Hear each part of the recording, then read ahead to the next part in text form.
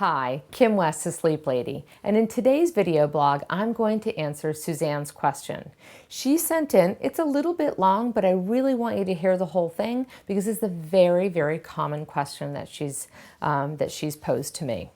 So here we go. She said, "Hi Kim, my 16-month-old boy is going through some kind of sleep regression after months of being a pretty great sleeper. He was sleeping 11 to 12 hours through the night and taking 2 naps totaling 3 hours during the day. He's an early riser, oftentimes getting up between 5:30 and 6:15. We give him breakfast and then play, and he's usually down by 9:30 or 10 for the first nap of 2 hours. He still takes that first nap, but it's getting shorter, but he refuses to go down for a second nap in the afternoon, usually around 3 or 4 p.m. He also is waking up in the middle of the night, raring to go. The only thing that stops his yelling is a bottle of breast milk, but even that doesn't necessarily put him back to bed. He sleeps in the same room as us in his crib, and he doesn't like sleeping with us in our bed. What do I do? How do I get him back to sleep? I'd like to get him on a 1 nap a day schedule, but he's so tired in the morning, he usually conks out anyways.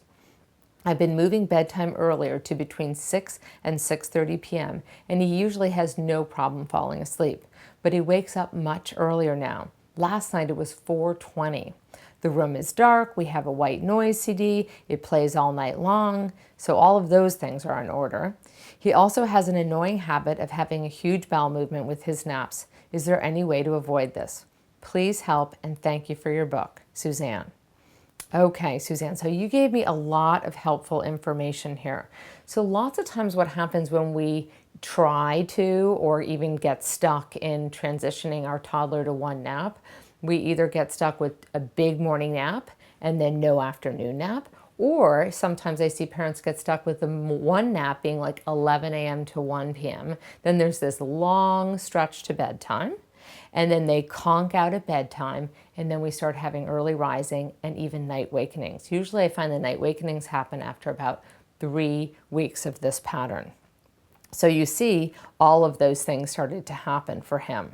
So I want you to respond consistently to his early rising. So I really don't want you to get him out of his crib until after 6 a.m. I know that's hard with him being in your room, so I would just, shh, quiet, night-night, roll over so you're not looking at him, and just try to ignore him the best you can with an occasional shush. And then finally at 6, do dramatic wake up, turn on the light, start the day. Don't feed him right away. Try to delay it, stall it a little bit, maybe get to breakfast afterwards. And then when he has that morning nap, I want you to wake him up. I know that's hard to believe, but I want you to wake him up after the morning nap at 45 minutes because I want to preserve what they call that sleep pressure, that ability for him to have that afternoon nap, which is going to help him get back to more that 7 p.m. bedtime and help end up resolving some of that early rising. So again, shorten the morning nap to about 45 minutes so that afternoon nap can also be sooner than 3 or 4. That's getting on the late side. So maybe it would be 12:30, starting between 12:30 and 1:30, something like that, depending on how he seems and acts. Again, that window is usually 3 hours from morning nap to afternoon nap.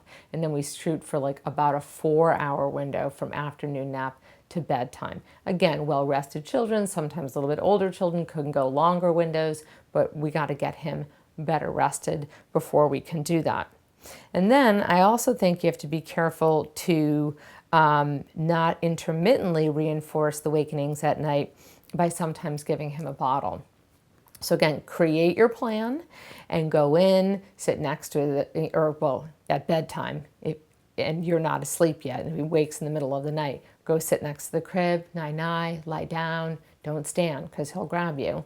Encourage him to lie down, once he goes back to sleep, and you end up going back into your bed and he wakes during the night. For the first 3 nights, you can sit next to his crib, and after that, I would just do an initial crib side check, encourage him to lie down, and then reassure him from your crib, okay? I mean, from your bed to his crib. You're not going to obviously do all of the shuffle positions because you're sharing a room. So again, the consistency is going to be very important and making those tweaks with the naps.